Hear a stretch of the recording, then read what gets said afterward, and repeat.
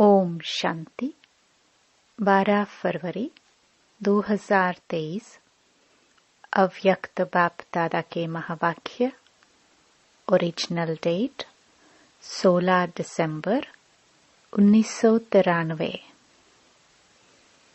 सच्चे स्नेही बन एक बाप द्वारा सर्व संबंधों का साकार में अनुभव करो। आज विश्व स्नेही बाप दादा अपने अति स्नेही और सदा बाप के साथी व सहयोगी आत्माओं को देख रहे हैं। चारों ओर की सर्व ब्राह्मण आत्माएं स्नेही अवश्य हैं।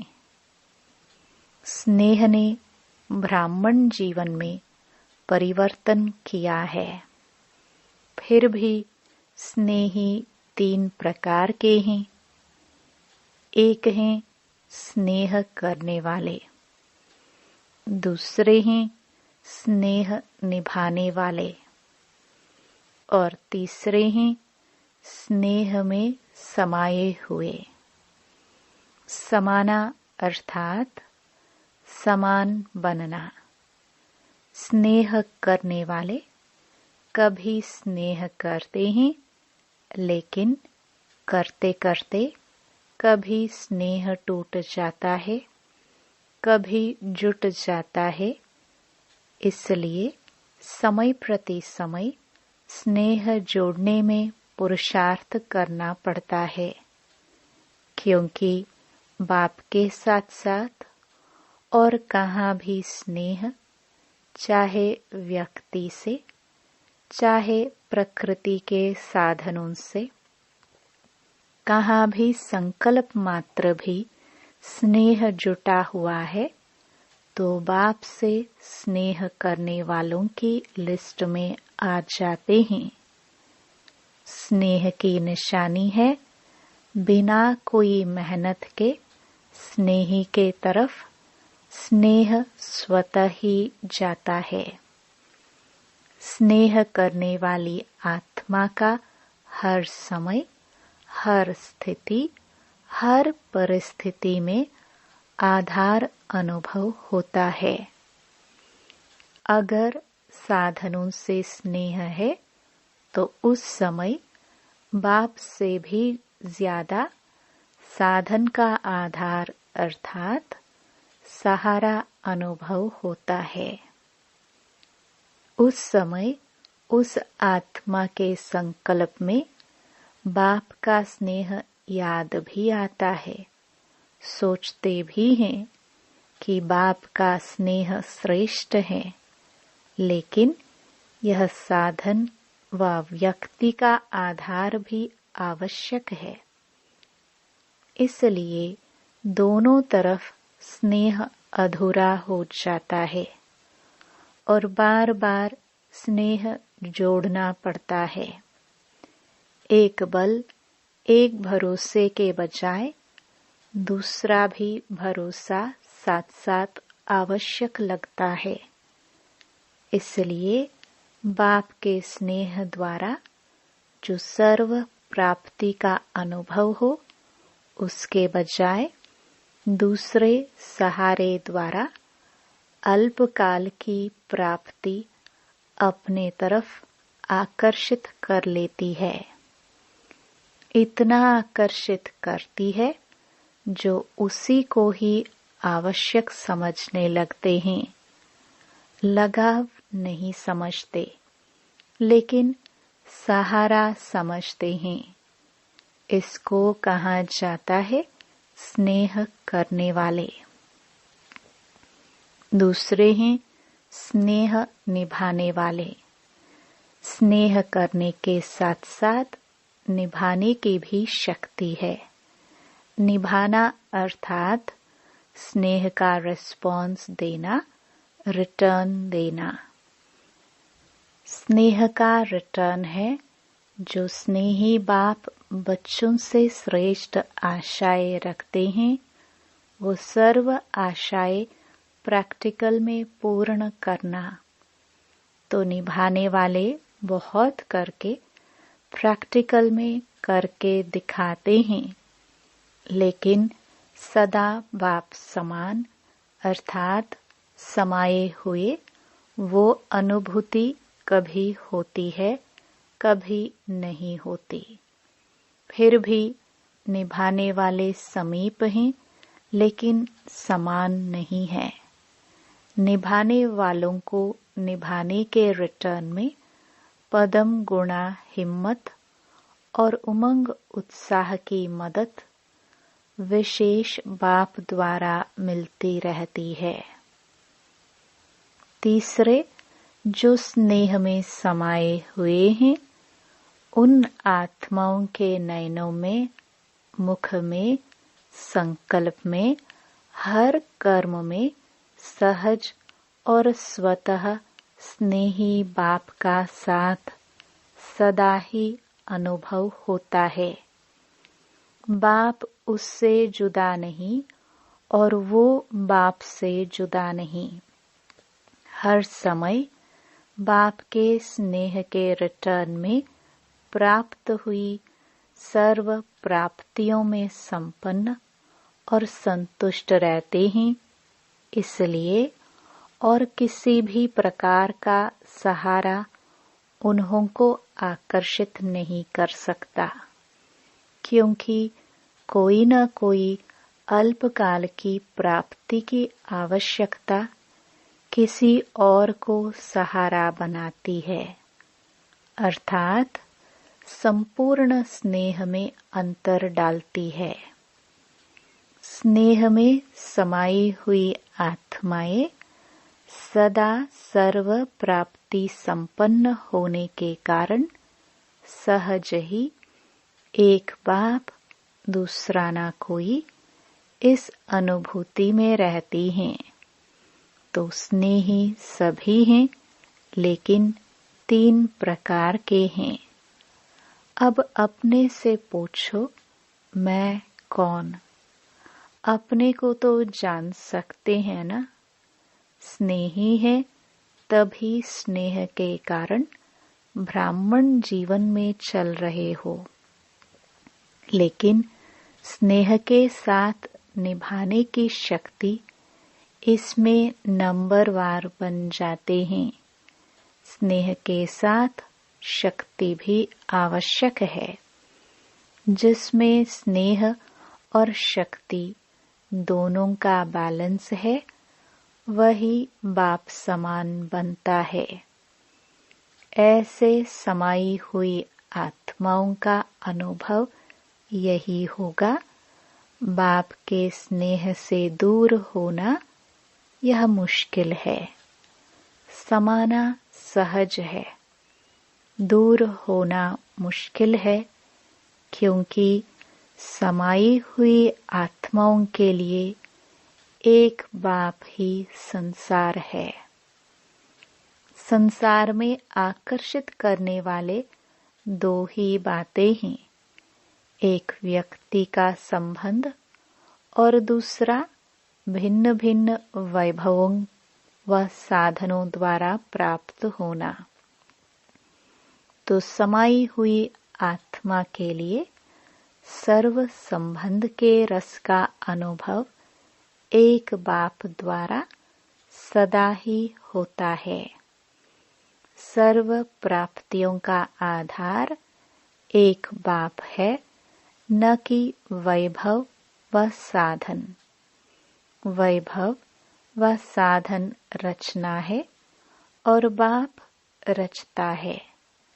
जिसका आधार रचता है, उसको रचना द्वारा अल्पकाल के प्राप्ति का स्वप्न मात्र भी संकल्प नहीं हो सकता।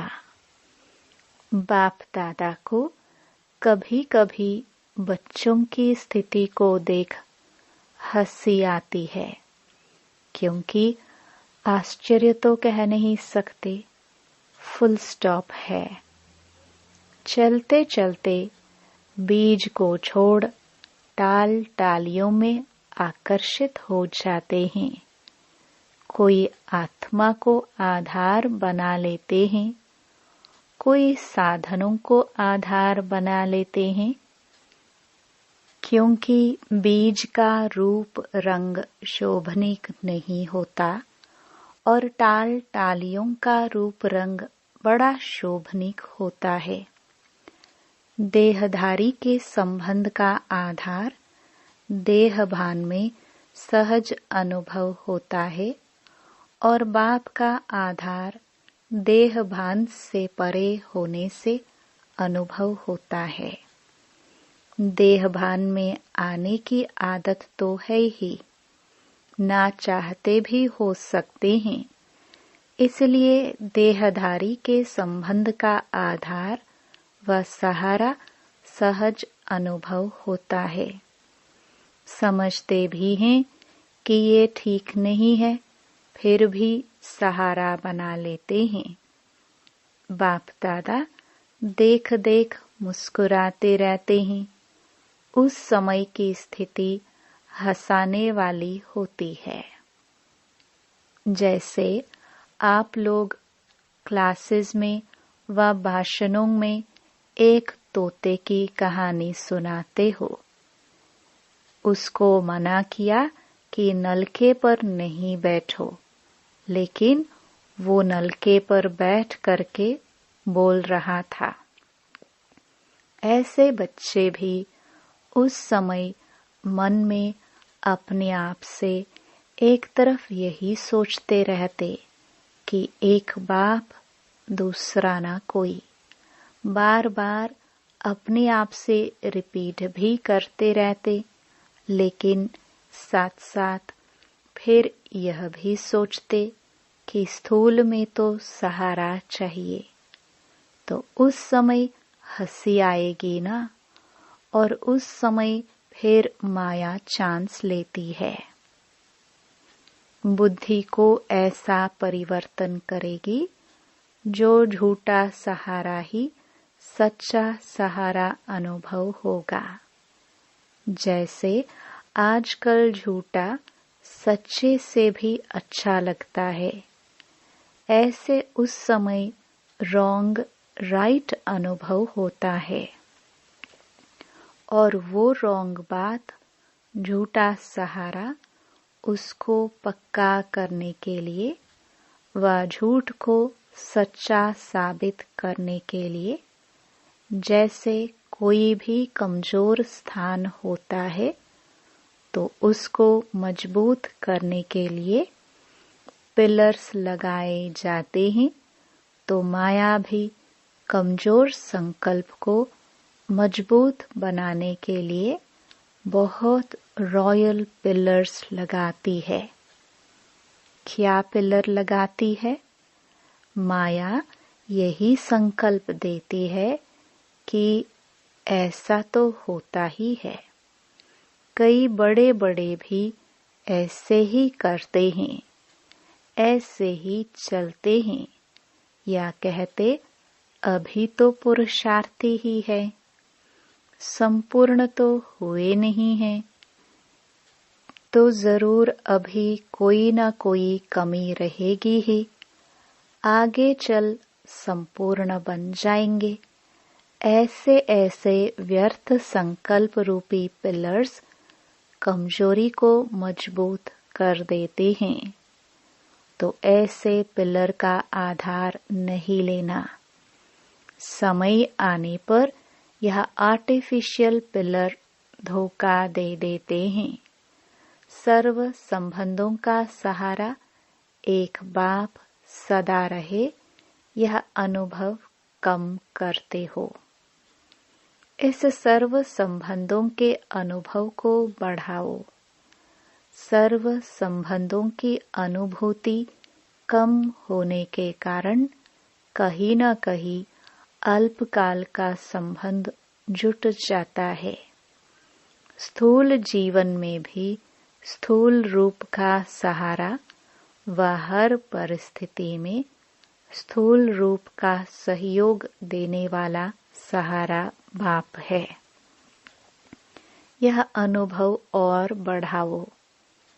ऐसे नहीं कि बाप तो है ही सूक्ष्म में सहयोग देने वाला, निराकार है, आकार है, साकार तो है नहीं, लेकिन हर संबंध को साकार रूप में अनुभव कर सकते हो। साकार स्वरूप में साथ का अनुभव कर सकते हो। इस अनुभूति को गहराई से समझो और स्वयं को इसमें मजबूत करो, तो व्यक्ति, वैभव व साधन अपने तरफ आकर्षित नहीं करेंगे। साधनों को निमित्त मात्र कार्य में लाना व साक्षी हो सेवा प्रति कार्य में लगाना, ऐसी अनुभूति को बढ़ाओ। सहारा नहीं बनाओ, निमित्त मात्र हो। इसको कहा जाता है स्नेह में समाई हुई समान आत्मा। तो अपने से सोचना कि मैं कौन, समझा?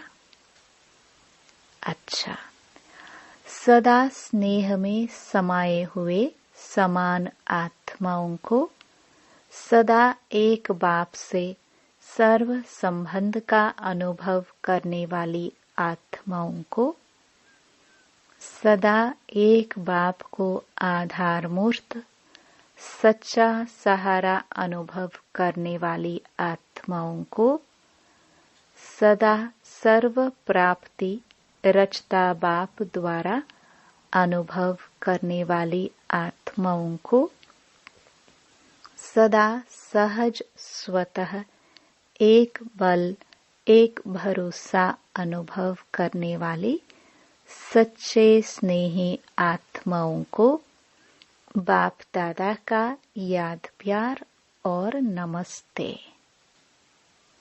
दादियों से मुलाकात। सदा समाये हुए हैं या याद करने की मेहनत करनी पड़ती है? सिवाय एक बाप के और कोई दिखाई नहीं देता। जब कहानियां सुनते हो तो हंसी आती है ना? कहानी जब तक चलती है तब तक समझ में नहीं आती, और जब कहानी समाप्त होती है तो सोचते हैं यह क्या हुआ, मैं थी या और कोई था? ऐसे भी सोचते हैं क्योंकि उस समय परवश होते हैं ना, तो परवश को अपना होश नहीं होता है। जब अपना होश आता है तो फिर आगे बढ़ने का जोश भी आता है। अच्छा, संगठन बढ़ता जा रहा है और बढ़ता ही रहेगा, और आप निमित्त आत्माएं यह सब खेल देख हर्षित होते रहते हो। अभी चल रहे हैं, कोई चल रहा है, कोई उड़ रहा है, और आप लोग क्या करते हो? उड़ते उड़ते साथ में औरों को भी उड़ा रहे हो, क्योंकि रहमदिल बाप के रहमदिल आत्माएं बन गए तो रहम आता है ना? घृणा नहीं आती, लेकिन रहम आता है, और यह रहम ही दिल के प्यार का काम करता है। अच्छा, जो भी चल रहा है अच्छे ते अच्छा चल रहा है, अथक बन सेवा कर रहे हैं ना? निमित्त आत्माओं के अथकपन को देख सब में उमंग आता है ना? अव्यक्त बाप दादा की पर्सनल मुलाकात। साधारणता को समाप्त कर विशेषता के संस्कार नेचुरल और नेचर बनाओ। अपने को सदा संगम युग के रूहानी मौजों में रहने वाले अनुभव करते हो। मौजों में रहते हो व कभी मौज में, कभी मूंझते भी हो या सदा मौज में रहते हो, क्या हाल चाल है? कभी कोई ऐसी परिस्थिति आ जाए व ऐसी कोई परीक्षा आ जाए तो मूंझते हो थोड़े टाइम के लिए, और उस थोड़े टाइम में अगर आपको काल आ जाए तो फिर क्या होगा? अकाले मृत्यु का तो समय है ना। तो थोड़ा समय भी अगर मौज के बजाय मूंझते हैं और उस समय अंतिम घड़ी हो जाए तो अंतमति सोगति क्या होगी?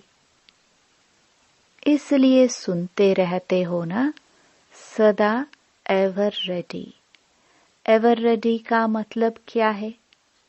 क्या हर घड़ी ऐसे एवर रेडी हो? कोई भी समस्या संपूर्ण बनने में विघ्न रूप नहीं बने। अंत अच्छी तो भविष्य आदि भी अच्छा होता है। तो एवर रेडी का पाठ इसलिए पढ़ाया जा रहा है। ऐसे नहीं सोचो कि थोड़ा समय होता है, लेकिन थोड़ा समय भी 1 सेकंड भी धोखा दे सकता है। वैसे सोचते हैं ज्यादा टाइम नहीं चलता, ऐसा 2-4 मिनट चलता है, लेकिन 1 सेकंड भी धोखा देने वाला हो सकता है। 2 मिनट की तो बात ही नहीं सोचो, क्योंकि सबसे वैल्यूएबल आत्माएं हो, अमूल्य हो। अमूल्य आत्माओं का कोई दुनिया वालों से मूल्य नहीं कर सकते। दुनिया वाले तो आप सबको साधारण समझेंगे, लेकिन आप साधारण नहीं हो, विशेष आत्माएं हो। विशेष आत्मा का अर्थ ही है जो भी कर्म करे, जो भी संकल्प करे, जो भी बोल बोले, वो हर बोल और हर संकल्प विशेष हैं, साधारण नहीं हो। समय भी साधारण रीति से नहीं जाए। हर सेकंड और हर संकल्प विशेष हो। इसको कहा जाता है विशेष आत्मा। तो विशेष करते करते साधारण नहीं हो जाए, ये चेक करो। कई ऐसे सोचते हैं कि कोई गलती नहीं की, कोई पाप कर्म नहीं किया, कोई वाणी से भी ऐसा उल्टा सुल्टा शब्द नहीं बोला, लेकिन भविष्य और वर्तमान श्रेष्ठ बनाया। बुरा नहीं किया, लेकिन अच्छा किया। सिर्फ ये नहीं चेक करो कि बुरा नहीं किया, लेकिन बुरे की जगह पर अच्छे से अच्छा किया या साधारण हो गया। तो ऐसे साधारणता नहीं हो, श्रेष्ठता हो। नुकसान नहीं हुआ, लेकिन जमा हुआ, क्योंकि जमा का समय तो अभी है ना। अभी का जमा किया हुआ भविष्य अनेक जन्म खाते रहेंगे। तो जितना जमा होगा उतना ही खाएंगे ना। अगर कम जमा किया तो कम खाना पड़ेगा, अर्थात प्रारब्ध कम होगी। लेकिन लक्ष्य है श्रेष्ठ प्रारब्ध पाने का, या साधारण भी हो जाए तो कोई हर्जा नहीं।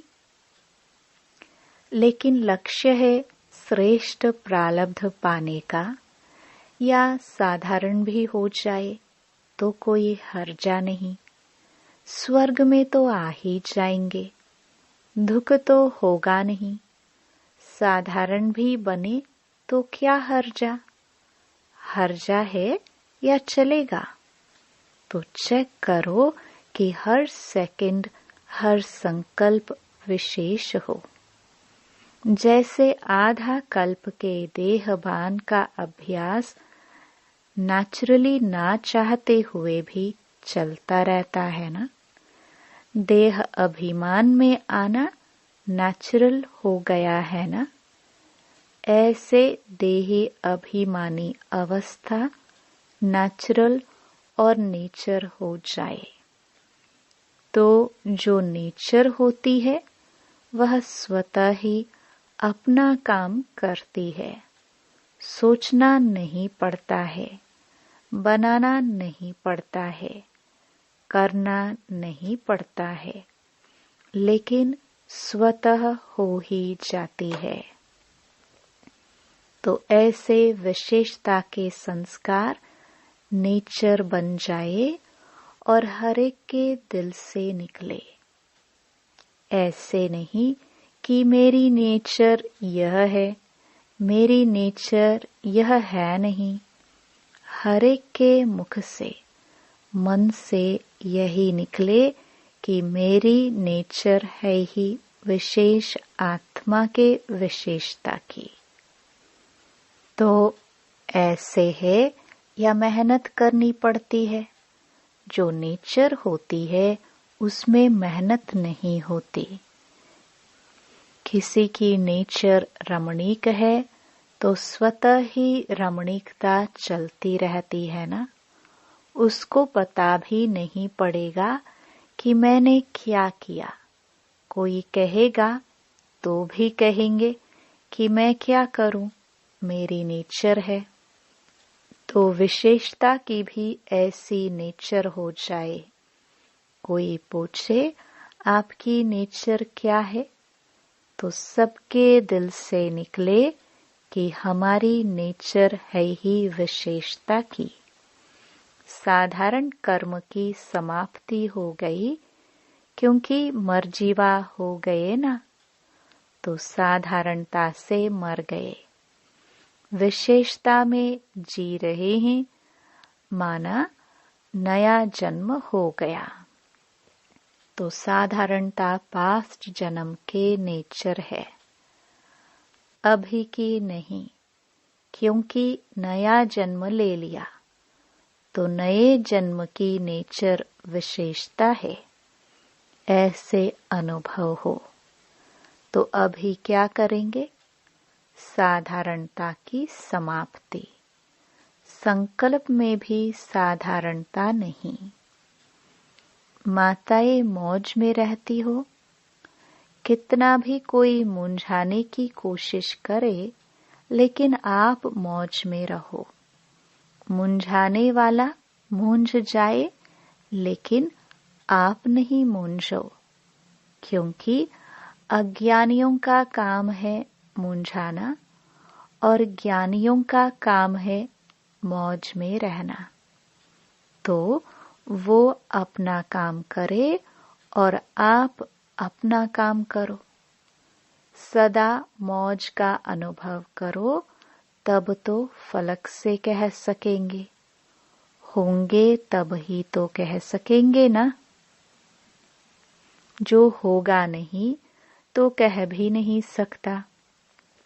चैलेंज कर सकते हो, हम मूंझने वाले नहीं हैं, क्योंकि विशेष आत्माएं हैं। क्या याद रखेंगे? मौज में रहने वाली विशेष आत्मा है। ऐसी हिम्मत वाले हो ना। हिम्मत वालों को मदद स्वतः ही मिलती है। अच्छा, वरदान। सहज विधि द्वारा विधाता को अपना बनाने वाले सर्व भाग्य के खजानों से भरपूर भव। भाग्य विधाता को अपना बनाने की विधि है बाप और दादा दोनों के साथ संबंध। कई बच्चे कहते हैं हमारा तो डायरेक्ट निराकार से कनेक्शन है, साकार ने भी तो निराकार से पाया, हम भी उनसे सब कुछ पालेंगे। लेकिन यह खंडित चाबी है, सिवाय ब्रह्मा कुमार कुमारी बनने के भाग्य बन नहीं सकता। साकार के बिना सर्व भाग्य के भंडारे का मालिक बन नहीं सकते, क्योंकि भाग्य विधाता भाग्य बांटते ही हैं ब्रह्मा द्वारा। तो विधि को जानकर सर्व भाग्य के खजानों से भरपूर बनो। स्लोगन। स्वयं से, सेवा से, सर्व से संतुष्टता का सर्टिफिकेट लो, तब सिद्धि स्वरूप बनेंगे। ओम शांति।